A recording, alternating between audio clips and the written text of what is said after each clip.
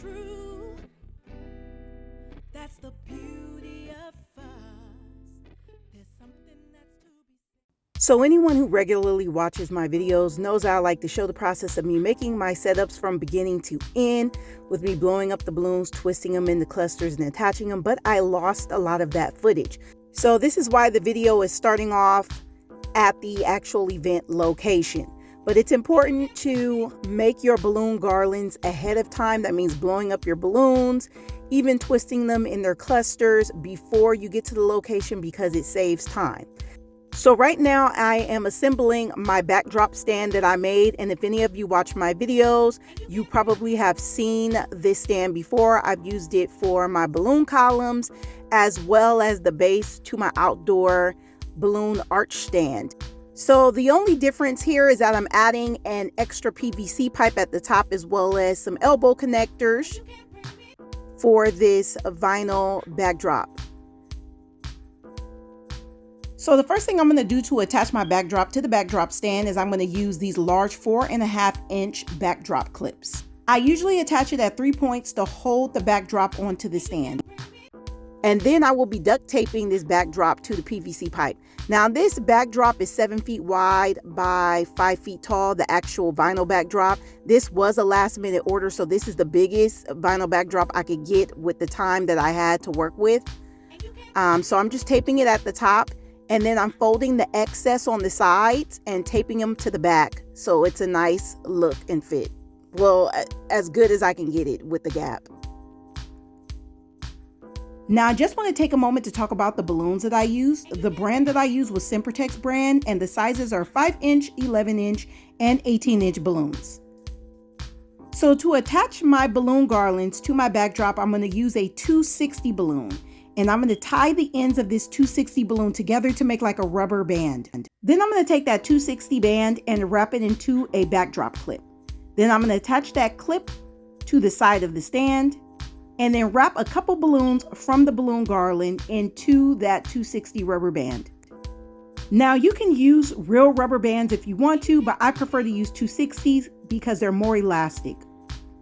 So I'm giving you a closer look of how I am doing the 260 method for the top of this balloon garland. I'm just going to take that larger clip it back on, and then wrap that 260 around at least 1 to 2 balloons in that balloon garland. So I did the same thing to the other garland on the other side, and I attach it at 3 points, the top, the middle, and the bottom. At the bottom, instead of using a clip, I just tied the 260 directly to the backdrop pole. So just to note, my balloon garlands are made up of clusters of 6 balloons. In each cluster, there is 5 11-inch balloons and 1 18-inch balloon. The 11-inch balloons are underinflated to between 9.5 to 10.5 inches, and the 18-inch balloons are underinflated to between 16 to 16.5 inches. And I underinflate my balloons just in case they're going outdoors, which this display will go outdoors. The heat from the outside will expand the latex, so this will help prevent it from popping. And also I underinflate to round the shape of my balloons out so they won't look coney. So now it's time to attach the top part of that balloon garland. So I'm going to make my 260 rubber band, wrap it around a couple balloons in that cluster, and then I'm going to attach that cluster to that top gold cluster right there by wrapping that same 260 around a couple balloons there. So I'm just showing you a close-up of this process. So as I'm attaching these clusters to each other, I'm also going to be attaching the top portion of that garland to the backdrop stand. So I did a 260 rubber band to a clip, attached the clip to the top, and wrapped a couple balloons from that green cluster into that clip. And now I'm attaching the gold cluster to the green cluster.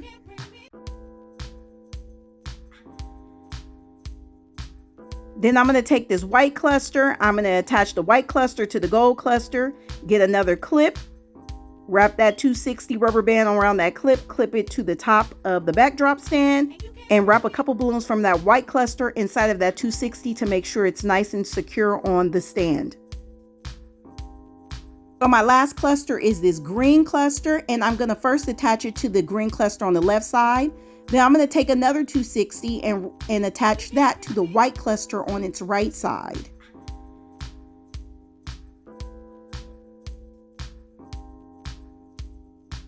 Now again, those of you who don't watch my videos, I like to pre-make my balloon garlands as much as possible. So those two smaller balloon garlands that I attached to the side of the backdrop stand, I attached them using the 260 method, just like I showed you with the top portion of this display. So I just added a couple more clusters at the bottom using a 260 balloon because I want to cover the base of that stand. And now I'm using a manual pump to blow up my foils. And I'm going to take a couple of 260 balloons. Right now I'm just using one, but eventually I'll tie another 260 to that one to elongate it. And I'll take some duct tape. And then I'm going to do the H method. So I'm going to attach that 260 to the balloon using the H method. That's two pieces of tape going parallel, one going up. You see me tying that extra 260 right there to elongate it.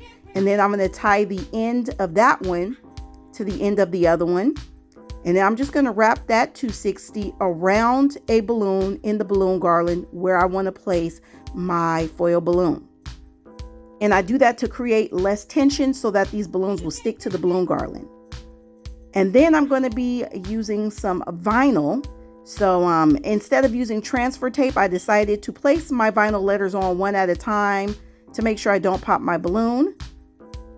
And then I'm going to use some balloon shine. Notice that I put something on the ground because balloon shine can make the balloons and the ground very, very oily. And you don't want anybody slipping.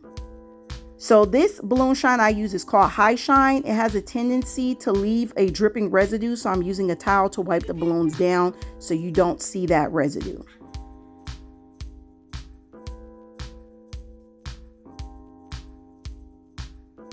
So here's a finished product to this back to school backdrop setup.